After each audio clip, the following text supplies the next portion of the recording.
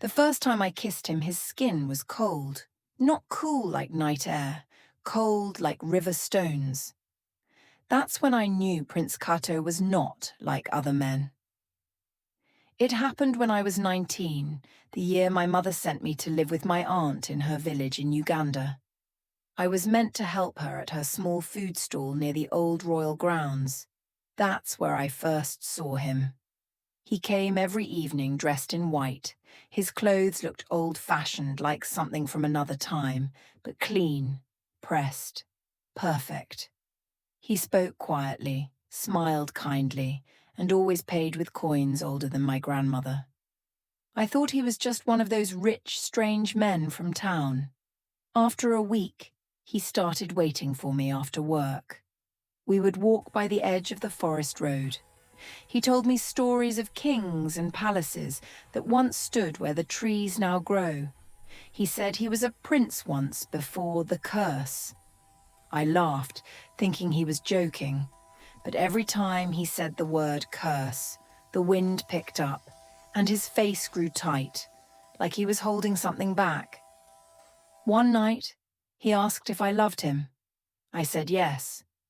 He touched my cheek, and his hand was ice cold. I felt dizzy, like I'd been standing too close to fire and smoke at the same time. He leaned close and said, "Then you are mine, forever." The next morning, my aunt found me lying outside the house, my clothes damp, hair tangled with leaves. She said she'd heard someone crying by the door before dawn. That night, I dreamed of him standing under a tree looking sad. Behind him was a tall shadow shaped like a throne. When I woke up, there were muddy footprints from the door to my bed, bare feet too large to be mine. I tried to forget him, but he didn't let me.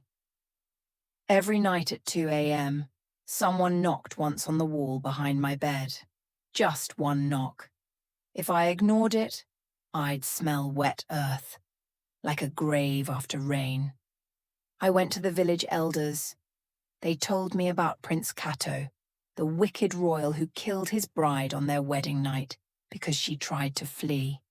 They said his spirit still walks, looking for love he can never keep.